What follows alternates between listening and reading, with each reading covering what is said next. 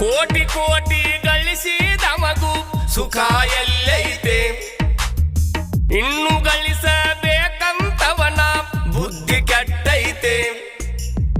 ಕೋಟಿ ಕೋಟಿ ಗಳಿಸಿದವಗೂ ಸುಖ ಎಲ್ಲೈತೆ, ಇನ್ನು ಗಳಿಸಬೇಕಂತವನ ಬುದ್ಧಿ ಕೆಟ್ಟೈತೆ.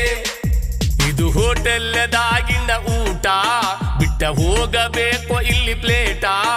ಎಷ್ಟಿದ್ದರೂ ಇಲ್ಲೇ ಬಿಟ್ಟ ಹೋಗಬೇಕು ಮಾಡಿ ಊಟ.